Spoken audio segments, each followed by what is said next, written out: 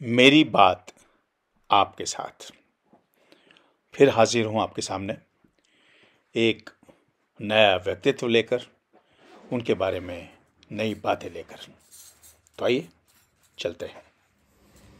दोस्तों, post lunch के बाद आपका स्वागत है। सबसे पहले तो यही कहूँगा, बहुत ही बढ़िया खाना खाने को मिला है, शुद्ध शाकाहारी।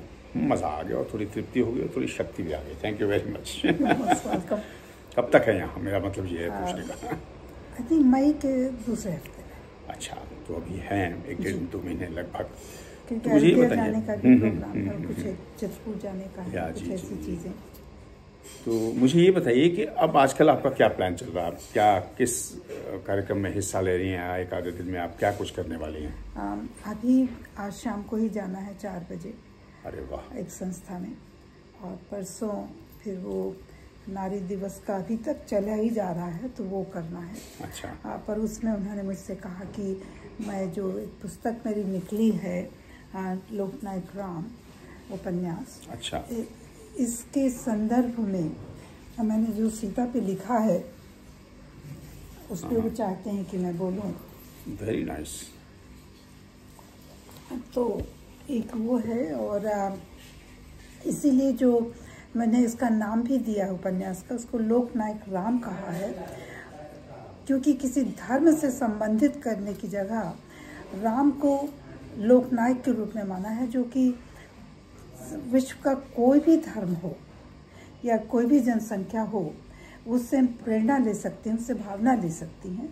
और शायद यही कारण था कि जहाँ इनको जयशंकर प्रसाद का सम्मान मिला है, इस पुस्तक को एक आदर्श पुरुष के रूप में लिखा है, जो कि वहाँ तक पहुँचकर भगवान बन सकता है कोई भी। और उसी संदर्भ में फिर लिखा गया दशानन रावण जी। और दशानन रावण का भी ये उद्देश्य था कि बहुत कुछ उनमें दोष थे, लेकिन गुण भी बहुत थे। मुझे लगता है दोष कम थे और वो गुण बहुत गुणी और ज्ञानी थे। और जहाँ तक मुझे लगता है कि उन्होंने ये जो किया भी है बहुत कुछ, वो भी अपने मोक्ष के लिए किया, कि श्री राम के हाथों की मृत्यु हो। बिल्कुल किया। और आपको शायद हमने देखा सुना भी है, पढ़ा भी है कि जिस वक्त वो मृत्युशैया पे थे, जब मेरे को बाण लगा है, तो राम ने लक्ष्मण से कहा था कि तुम शिक्षा लेकर। वो बड़े हैरान थे। लेकिन एक संदर्भ और आता है, क्योंकि मेरे जितने उपन्यास हैं, ये 6 रामायण जो मैंने आपको बताया, उसमें वाल्मीकि रामायण सबसे मुख्य है। तो वाल्मीकि तुलसी, आध्यात्म, आनंद, कम्ब, पंपा और बाकी रामकथा ग्रंथों के ऊपर है। पर वाल्मीकि बहुत निष्पक्ष होकर लिखते हैं और उनके समय के लिखते हैं। तुलसी हरदम, अगर कोई उनको थोड़ा बहुत भी इधर उधर लगता है तो चुप हो जाते हैं, और अगर कहलवाएंगे भी तो किसी के अगर दूसरे माध्यम से, ऐसे माध्यम से करवा देंगे जहां आप पकड़ ना पाए उनको। वो आपकी दृष्टि उधर जाती ही नहीं कि अरे भरद्वाज ने ये कह दिया था, फलाने ने ये कह दिया था। वो दूसरों के माध्यम से कहलवाते हैं, और वो भी ऐसी भाषा में कहलवा देते हैं कि राम के पे कोई आक्षेप ना आए। वाल्मीकि एक ऐसे है लेखक की और साहित्यकार की, जहाँ जो है उसको यथावत जी, वो उसी तरह से उसको पेश कर दिया जाता है, चाहे वो कोई भी चरित्र हो। बिल्कुल बिल्कुल। और रावण पे फिर यही था कि रावण के जितने गुण हैं, बहुत कुछ है, और उनको भी सराहा जाना चाहिए। साथ ही इतना बड़ा राक्षस होने के बावजूद उन्होंने अपने वचन निभाए हैं। उसके रावण के चरित्र पर जाए तो अहंकार है, ले डूबा, और अहंकार तो कहीं भी नहीं किसी का रहता। एक जो मुझे लगा बिंदु एक था, और कि माँ का असर बच्चों पे बहुत होता है, पिता की अपेक्षा माँ का असर ज़्यादा होता है।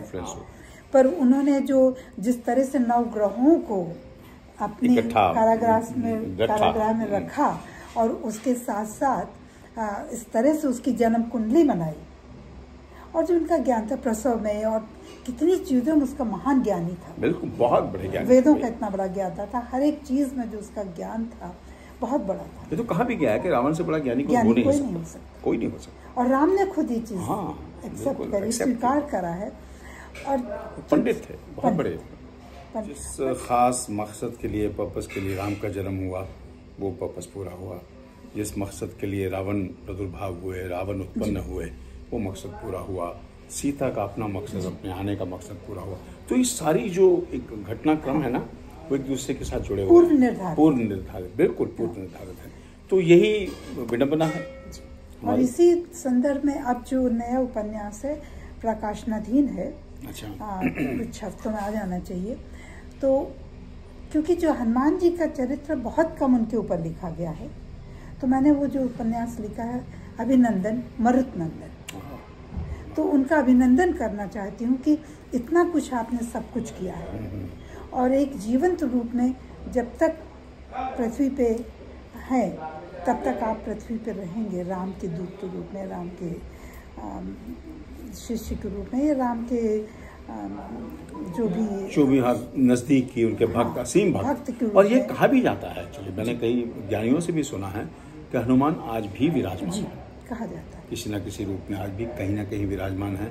और सुनने में तो बड़ा अजीब लगता है, लेकिन लंका से जब आए, जब श्री राम जाने लगे, तो आप देखिए कि उनके कंधे पे पानी गिरता है, बूंद बूंद करके हल्के गिरता है।